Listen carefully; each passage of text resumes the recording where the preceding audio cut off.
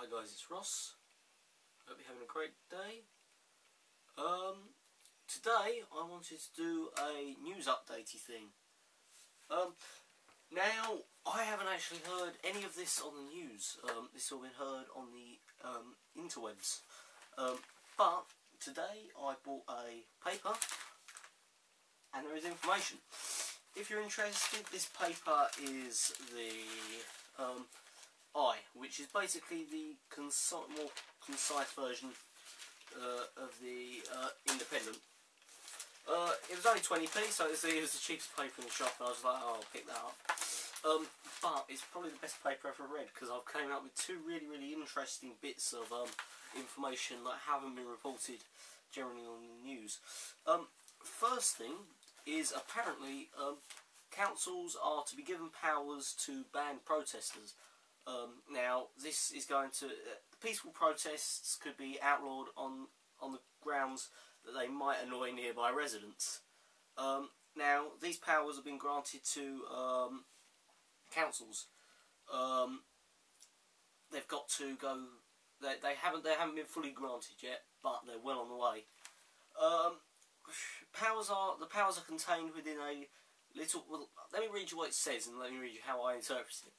The powers are contained within a little notice section of the government's Anti-Social Behaviour, Crime and Policing Bill, which is currently going through Parliament.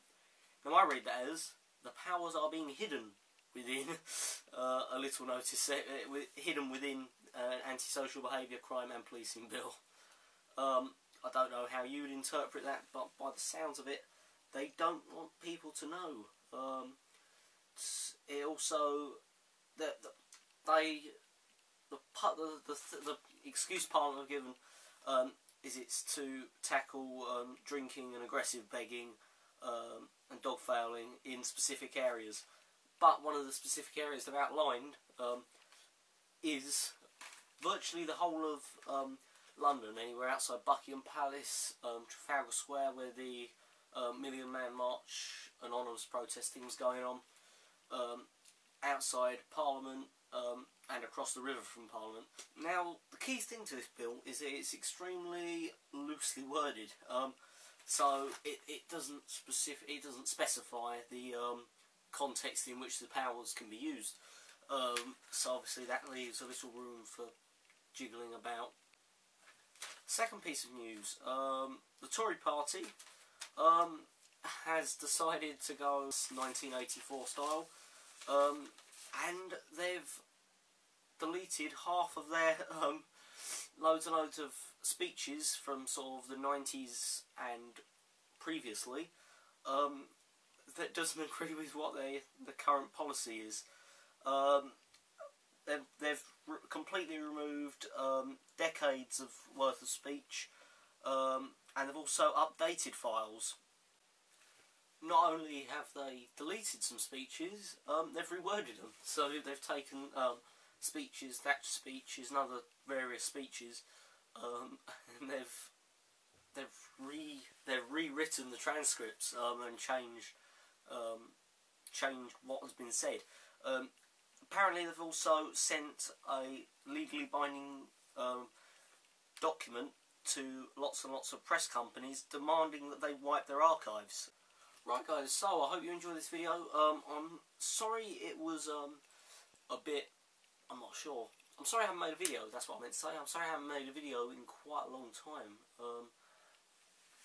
Mainly because I've been really busy. Just finished my last set of exams.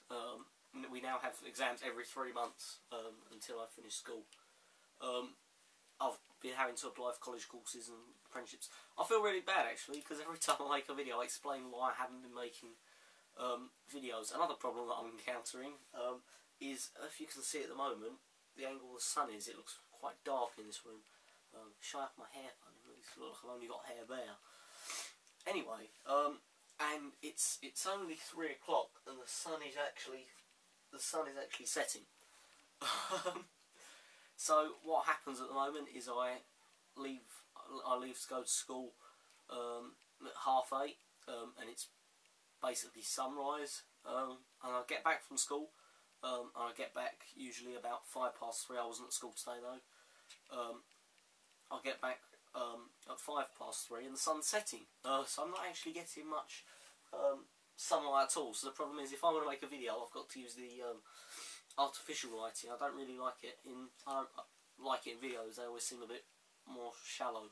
Anyway, thanks for watching. I'm going to try and make more videos. I've got quite a few ideas. So thanks for watching, and I will see you in the next video. Bye.